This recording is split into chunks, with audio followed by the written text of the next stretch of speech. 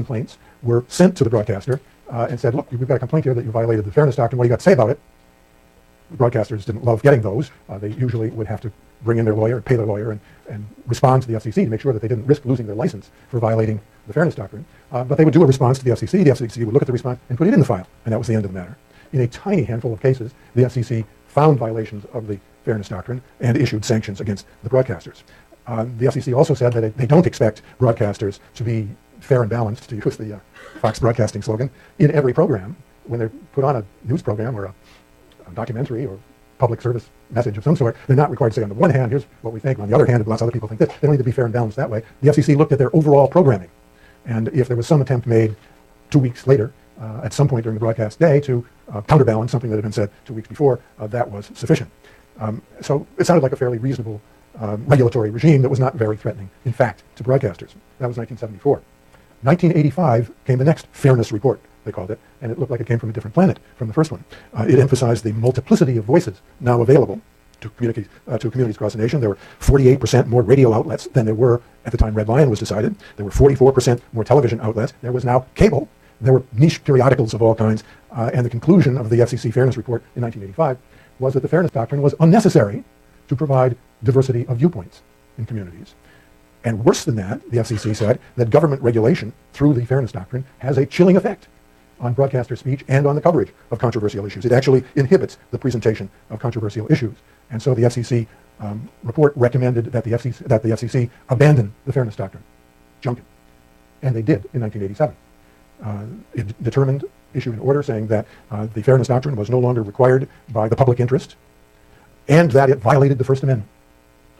And that was challenged in court, not in the Supreme Court, but in the District of Columbia Circuit, which decided that the FCC determination that the Fairness Doctrine was not required in order for broadcasters to serve the public interest was reasonable and would not be overturned by the court.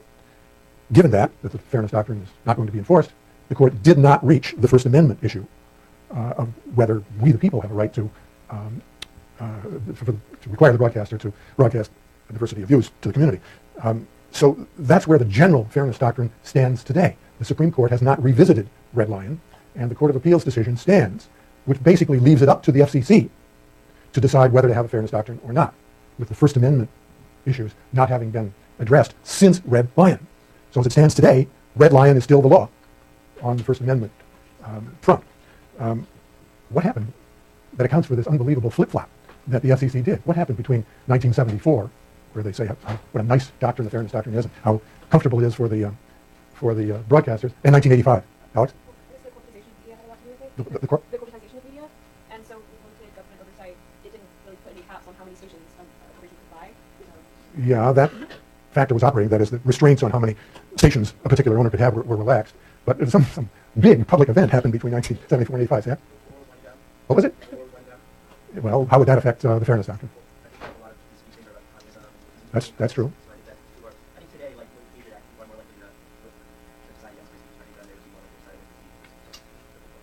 Where's free speech on the Fairness Doctrine issue? On which side of the Fairness Doctrine is, yes? You want the broadcasters to be told by government that they've got to cover all the issues and do it fairly? Okay. Joe? Huh? Watergate. What? No, Watergate happened before the first Fairness Report. Yeah, he was chased out of office. What's that got to do with the Fairness Doctrine?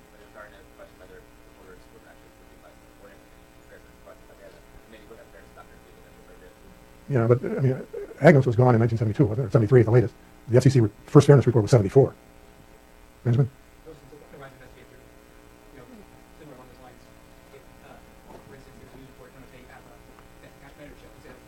Mm-hmm.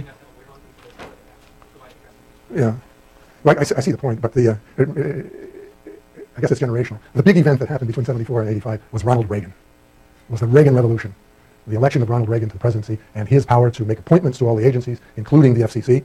And he rode into office on the platform of getting government off the backs of business. Reduce, if you can't eliminate, regulation of business. And the National Association of Broadcasters was a huge proponent of that ethic.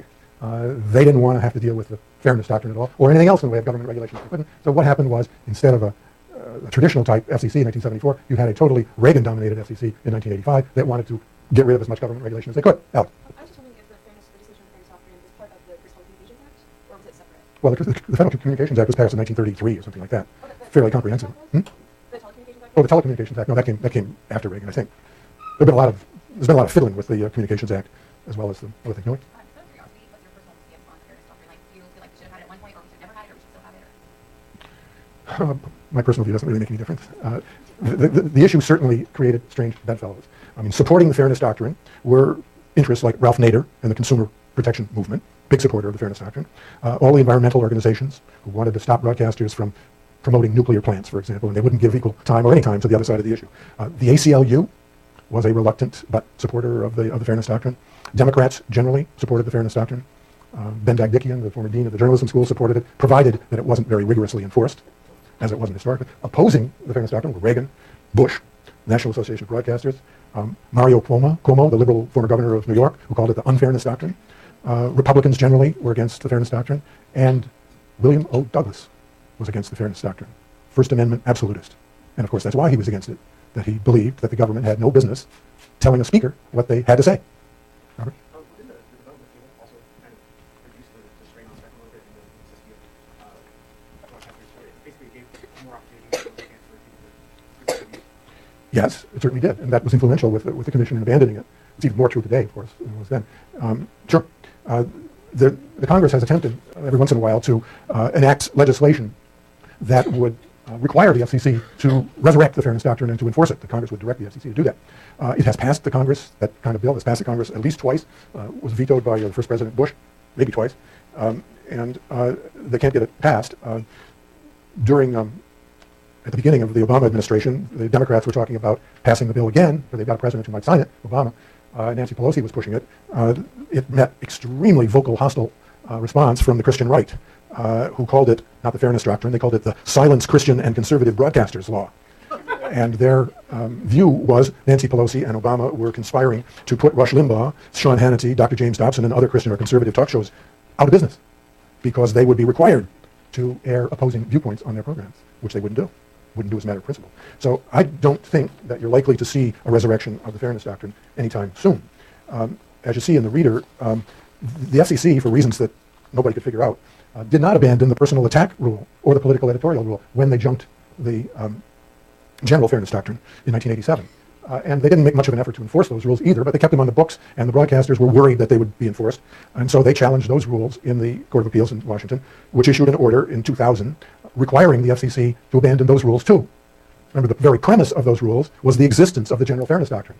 When, during the presentation of views on a controversial issue, you attack somebody, then you got to give them an opportunity to reply. And since there wasn't any general fairness doctrine anymore, the personal attack rule, in the view of the D.C. court, didn't serve any purpose, and so the FCC was ordered to get rid of it too, and it did in 2000. So as it stands today, we do not have a fairness doctrine. We do not have a personal attack rule or a political editorial rule. Does it make any difference in what's broadcast? There's not a real marked difference, I don't think, but you do have these ideological talk shows that probably would not have been allowed under, well, they'd be allowed, but the broadcaster would have to have some counterbalancing talk show in order to avoid the fairness doctrine. That's Red Lion. 5 years after Red Lion, a similar issue reached the Supreme Court in the Tornillo case that I mentioned last week in connection with the or of the press issue and whether the press has rights that the public don't have. The Miami Herald versus Tornillo involved a Florida law, state law, that granted a political candidate a right to reply to criticism and attacks made in a newspaper. And Pat Tornillo, as I said last time, was this union official in Florida who ran for the Florida legislature and was attacked in the pages of the Miami Herald and demanded under the Florida law his right to reply in at least as conspicuous a place in the newspaper as the original attack and to print his response. And the case went to the Supreme Court. There was at the time, in the early 70s, a sort of right of access to media movement afoot in the country, where people were claiming the media are all owned by these giant corporations and they just do whatever they want and our dissident voices are not heard. We have a right to be heard too, and there ought to be an enforceable right of access to the media so that we're not completely shut out of the public discourse. And in the opinion in the Tornillo case, Chief Justice Berger gave full voice to that argument and describes their main contentions. That advocates of an enforceable right of access to the press argue that the government has an obligation to ensure that a wide variety of views are presented to the public. Look back at the history. At the time of the First Amendment was written, the whole spectrum of views were available through books, pamphlets, newspapers. Every party, every faction of every party had its own outlet, and there were views that were broadly representative of the community available to all.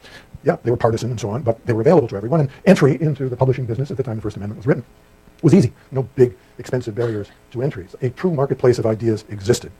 That was then, Berger says, recounting the right of reply advocate's argument. Now look at the structure of the American news media. The press of today is in reality very different. It's all big business. There are very few publishers anymore. I mean, the consolidation of ownership of the American media is extreme. There are lots of one newspaper towns where the newspaper calls the shots in that town. They're enormously powerful. And there is, as a result, a homogeneity of editorial opinion. We don't get through the press a wide spectrum of views. What we get is the views of the plutocrats who own the press. And he sums up, it's urged that the claim of newspapers to be surrogates for the public carries with it a concomitant fiduciary obligation to account for that stewardship. And it's from that premise, the advocates of the right of reply reason it's the only effective way to ensure fairness and accuracy and to provide for some accountability. What makes these publishers accountable anyway is for government to take affirmative action and tell the press that it has to present views that it would rather not present. The marketplace of ideas is in peril. It's today a monopoly controlled by the owners of the market. Pretty eloquent. But Berger, no friend of the press, as you recall, then finishes up his opinion by saying that the First Amendment invalidates this Florida law, and there's no such thing as a right of reply to the media. He opens the discussion by saying a responsible press is undoubtedly a desirable goal, but press responsibility is not mandated by the Constitution, and like many other virtues, it cannot be legislated. My version of that is that a press that the government requires to be fair is not free. Then to get specific, why is this law a violation of the First Amendment? Berger looks, as I mentioned last week, to 2 points. What Florida is doing here is compelling editors or publishers to publish information that they would choose not to publish, that they don't want to publish. And Florida, therefore, is exacting a penalty based on the content of the newspaper. If you attack a candidate for office, you've got to pay the price. The price is you've got to allow time, space for the reply by the attacked candidate. Use up the paper. Use up the space that you could otherwise sell for advertising or that you could use for your own editorial content. That's a price, a cost, based on the content of the newspaper, and that, maybe by itself, is enough to violate the First Amendment. But Berger, I think, recognizing that it's not a very significant cost, says that even if a newspaper would face no additional cost, the statute fails to clear the barriers of the First Amendment because of its intrusion into the function of editors. That a newspaper is more than a passive receptacle or a conduit for news and information. That the decision, the choice of material to go into a newspaper, whether fair or unfair, is the exercise of editorial control and judgment. And the First Amendment guarantees against that when it guarantees a free press. That, as I said last week, is about as close as the court has ever come to breathing real substance, life, into the press clause of the First Amendment. This reasoning has to do with the press and editorial control. I think it's true, as Anthony Lewis pointed out in his rebuttal to Stewart's piece on Aura of the Press, that the principle of Tornillo of the Miami Herald case would apply to individual speakers as well. It's not limited to the press, but if you look at the language that Berger's using, it looks like the press has some special status that perhaps ordinary speakers don't have. Well, how in the world do you reconcile these 2 cases, the Red Lion case and the Tornillo case, decided 5 years apart? Justice Berger did not even cite Red Lion in the case, did not attempt to distinguish it. So can these 2 cases happily coexist in the same jurisprudential universe? What do you think about Jackson's statement and then the White statement in Red Line about how the reason why there is government interest in ensuring equal access to broadcast is scarcity of spectrum? There isn't that scarcity in print. Right.